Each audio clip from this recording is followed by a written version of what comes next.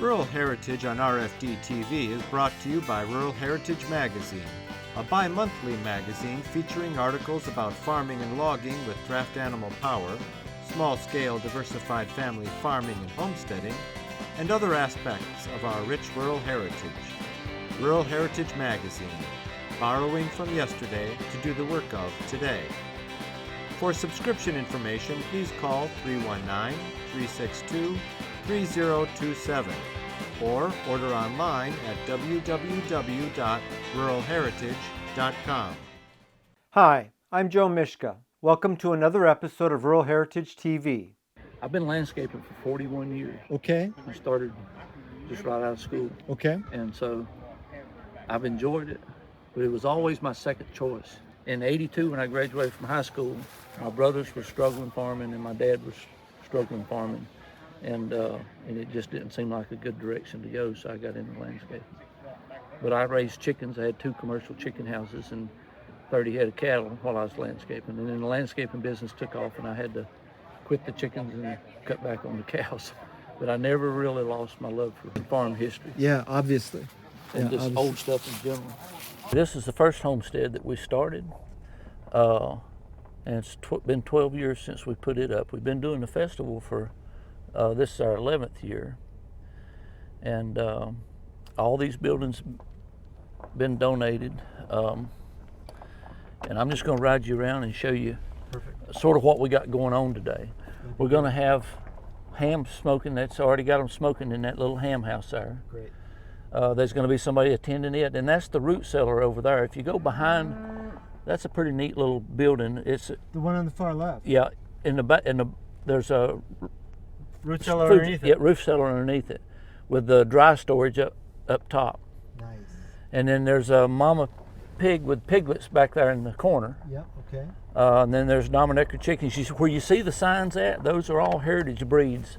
Okay. We're growing all. We got the oldest pig in the United States, American guinea hogs. We got the Domineckers, which is the oldest breed of chickens, and we've got the American milking Devons, which is the oldest breed of cattle. And I've got a registered bull, and they're registered, so we're trying to keep those going. We got 2 new calves here, and unfortunately, this cow here had a calf day before yesterday, and it slid out. A coyote got it. Okay, that's too bad. Yeah. But that happened in the olden days too. That's right, yeah. And we got 2 different horses here. We're working to the cane mill today.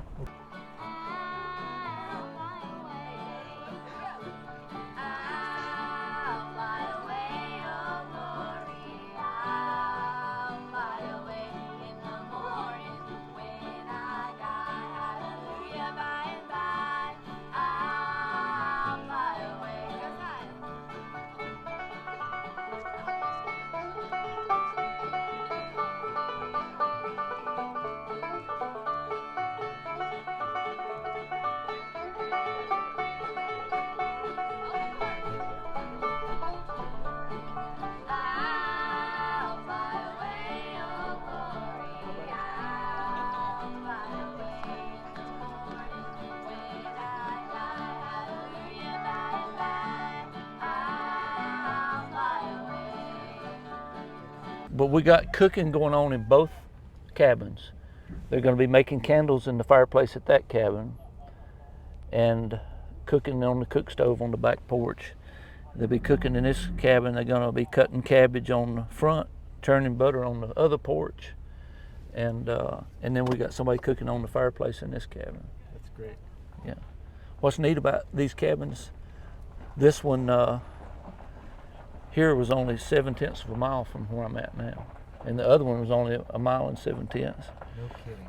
This guy here has got an old hit and miss engine. He comes every year since we got started and gives away ice cream all day.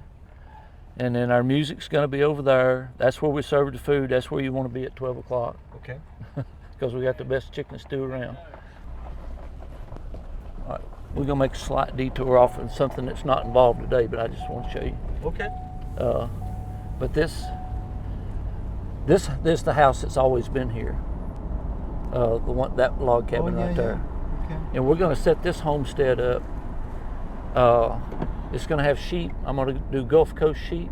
Really? Yeah, and that's what I'm building. I've got pigs in here now. And these two buildings that's here was already here. We're going to make it our cobbler's shop and our leather working shop out of this little building right here. Okay. We're gonna restore it, but I'm gonna build onto this house and make it a T-shaped house with a dog trot in the middle. Yeah. And it's gonna have a loom room and a quilting room. Really? And it goes with the sheep. Yes, and I've sir. already had somebody donate the loom. Wow. And then I've got that little loom there. Yes, but sir. I've got a big loom that it's gonna take some doing to get put back together. And you know people who know how to run them. No, I don't. I'm always There's looking. a little trick to that. I'm always looking for people that either know how to do old stuff or willing to learn how to do old stuff. Yeah. And that's my end goal. Is I want to teach school kids how to do how things used to be. How come? I don't know. I was born 100 years too late. That's why. And I just love that stuff, and I think it's important. I think it's important that kids know where we come from. I think it's important that they know how to do these things, because you never know, they may need it. Right. And even if they don't ever need it, it's still good to know where you come from. Right. And I love it. I'm passionate about it. I grew up on a farm. I've always loved farming. I've made my living landscaping, but I've always farmed some too. And that's just, I'm just passionate about it, and I just want to teach people, adults and kids. We live in a sweet spot. Yes. I love where I live. I love the people, and people help each other, and it's Yeah, well, that and people right there pitch in is- and do things. Well, clearly. I mean, clearly. Yeah, everybody here. The only people getting paid is the two poor kids that has to park cars all morning. Two high school kids, and this is part of our farm here, and there's cattle. And I inherited a bunch of old broke down chicken houses, and I'm trying to get them. I'm gonna finish this one up, but that's gonna be a while. Oh, so this is your landscaping business? Yeah, here. yeah. And this is this old tobacco barn that I used to hang tobacco in as a teenager as my office. Nice. Yeah. Did you grow And- up around here? Yeah, You grew up right around here. yeah, just right here. Right Yeah, here. that's my okay. grandpa's house. I live right there, and that's my grandpa's house. He bought this farm in '33, built the house in 1945. He finished it in 1945. He started in 1942, but he wouldn't borrow any money. Okay. And so, Yep. and I've added on to it. But our family on both sides, my mama's side and my daddy's side in Bennett County, for a couple hundred years. So since the Revolutionary War. Wow. Yeah. And then I could tell you some more family history, but we ain't got all Yes, day. sir. No, yes. And but this is going to be our visitor center. That little log house right there I got stacked up. I just tore down not long ago. But it's a 17 by 17. That's going to be the entrance and the little mini museum Wow. into the visitor center, which I'm going to build right here, hopefully someday. I say all this stuff I'm going to do, but You're going to live forever. well, no, I'm just going to do what the Lord allows me to Yes, do, sir. and be happy with what I get done, Good for you. and not worry about what I don't. Good for you. That is The secret. and enjoy what I'm doing. yes, sir. That is the secret. Yeah. So this, if you'll look down the holler, Yep. I've got a little cabin down there. It's got a tarp on the roof, but it's going to have a board roof. That's going to be our early 1700s cabin. It's going to be a trapper's cabin. You'll see it here in just a minute. Oh, okay. But the pond liner, nobody's going to see it when I get done. Okay. But it's going to have a board roof, and it's going to have a rock fireplace with a stick stack chimney. I don't know if you know what a stick stack chimney I is. do. Yep. And but it's going to be very primitive. It's going to have a dirt floor and a board roof. The pond liner is just so it will last. You won't see the pond liner. It'll be between two layers of boards. And I don't care if the top layer rots, moss grows on Right, it. It'll right. just be perfect. Right. And there's a little creek down there. I was going to say there must be. Yeah, It must be running there- pretty good sometimes of the year. yeah. And there's a tree down here that's pretty unusual. It's two trees grown together. I don't know if you can see it. All right, so this homestead, we don't have a whole lot going. He is going to plow over here. Yes, sir. But this homestead is going to be a early 1900s homestead. This house was built in 1910. And so I'm trying to furnish it with farm equipment and stuff that represents that time period. Yeah. It's even like the chicken house. I modeled that chicken house. That would have been a 1920s or 30, one of the first commercial chicken houses. Sure. And I took it from pictures. My grandma was one of the first commercial chicken growers in Surrey County when they started signing people up to grow chickens commercially. Wow.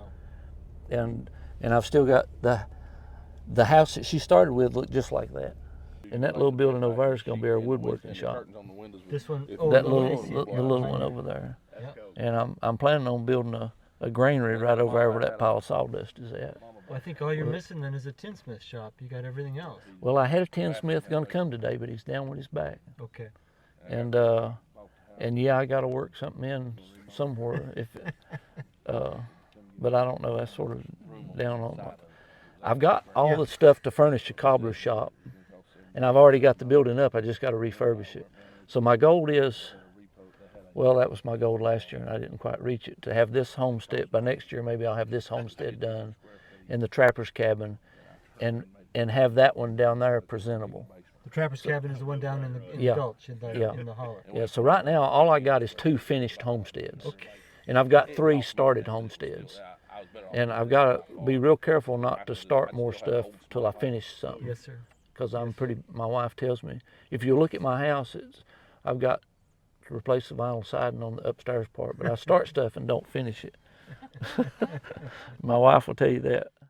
That barn right there last year I did add the shelter on both sides, but it tears me up that I got the doors made and I didn't get them hung, and I got to redo that little bit of siding over the door. Yeah. But that looks great. Yeah. 1910. Yeah. Well, the barn's older than that. The house was built in 1910. Yeah. And the barn was actually built by some of my ancestors on my mama's side, and it was actually 2 different ancestors on 2 different farms about a mile apart, and I put the 2 barns together and made one. I've got 90 acres, and I inherited 18 of it, but the rest of it I've bought a little bit at a time.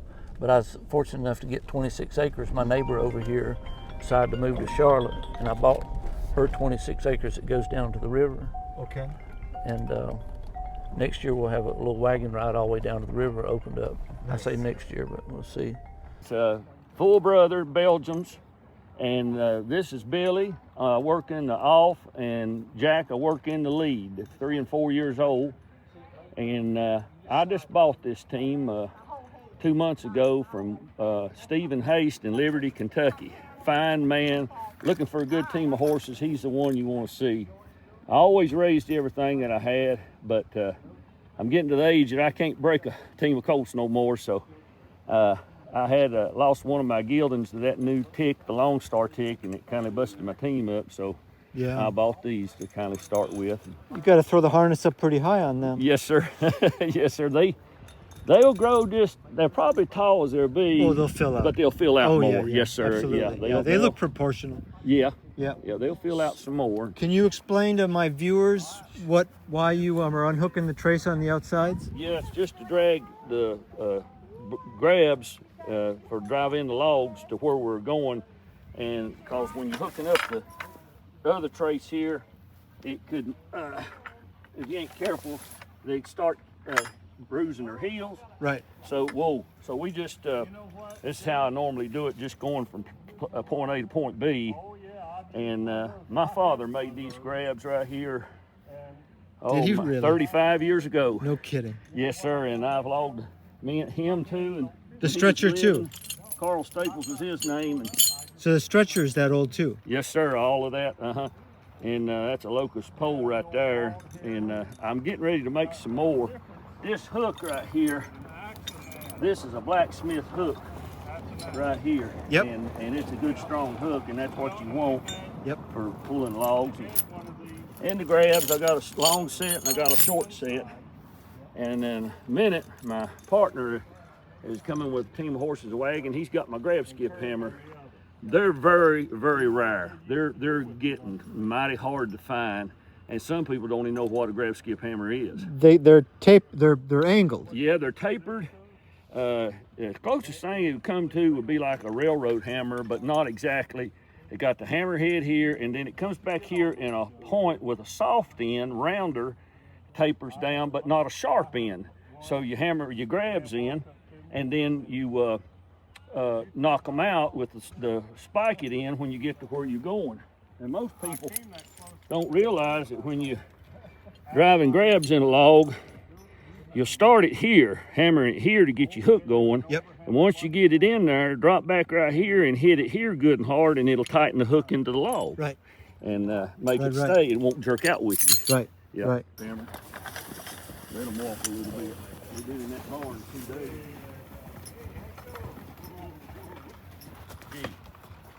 G. Come up. Whoa, whoa. All right, Ben, go ahead.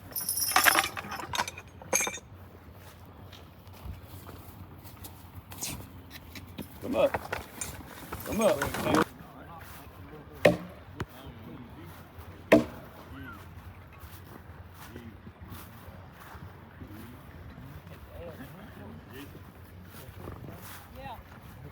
Another log. Some pretty horses. Whoa, whoa, whoa, back. Whoa, Billy. But then you take your ad. Whoa, Billy. Got that crab scar about another half inch at a time.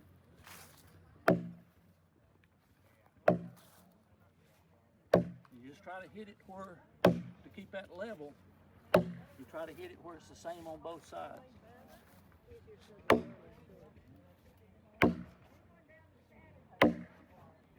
And you don't have to be real good until you get down to the last. If you want your house to look nice, when you get down to the last, you need to make sure it's good and level. So you just take a half inch at a time. And you,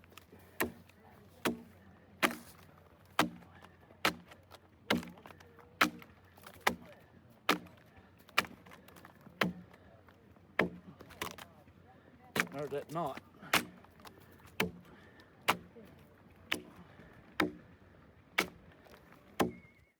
I'm Tyler Harold. I'm from Fancy Gap, Virginia. I got perching horses. Had perching horses since I was 15 years old. This is Pete and Cracker. They're 7 and 8 years old. I log them all the time and do farm work with them. I plow some with them, but they log more than anything. And mow hay. You compete with them a little bit. I compete with them. I had them at the North Carolina State Fair in the farm pool. They won the heavyweight class. I've log skidded them at Firm College last Saturday. Out of 5 pair, I had 1 pair third and 1 pair fourth. I got a pair of young horses. It's 2 and 3 years old that I'm just starting to use a whole lot. They step out pretty good. Yep. They walk on. Yeah. I wagon ride some. Go on some wagon trains. 4th of July, I carried them down to Sylvia, North Carolina, and rode the wagon train. They must have their noses right in the back of the wagon in front of them. No, they get out and stroll. They don't push. But yeah, they would.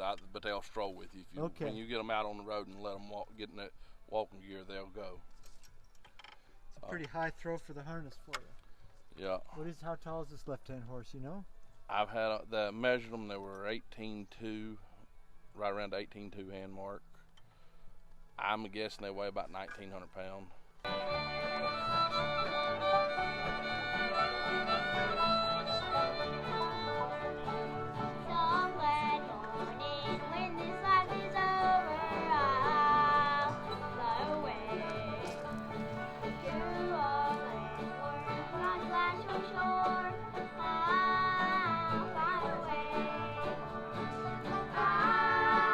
Fly away, oh glory, I'll fly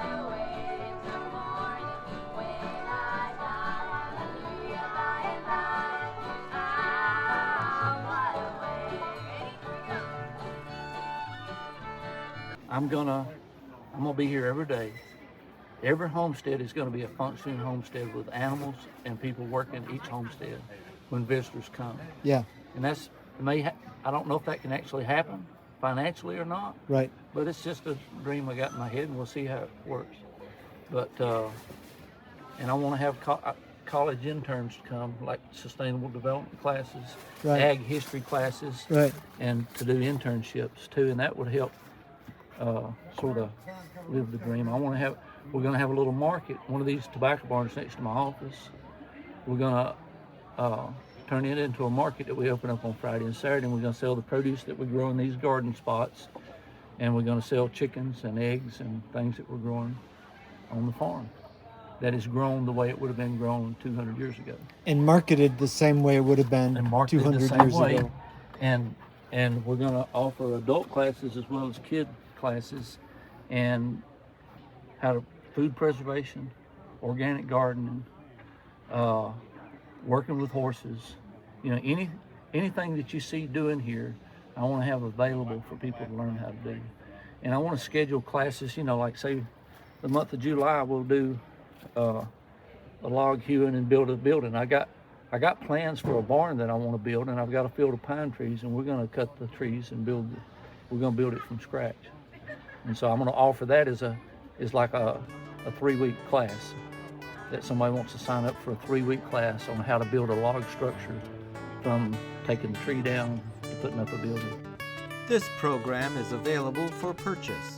To order your copy, please call 319-362-3027 or visit www.ruralheritage.com. Rural Heritage is a bi-monthly magazine dedicated to draft animal farming and logging, as well as other aspects of our rich rural heritage. It is published by Mishka Press, which also offers a complete line of Back to the Land books, DVDs, and calendars. Call or write for a catalog or subscription information, or visit our website at www.ruralheritage.com.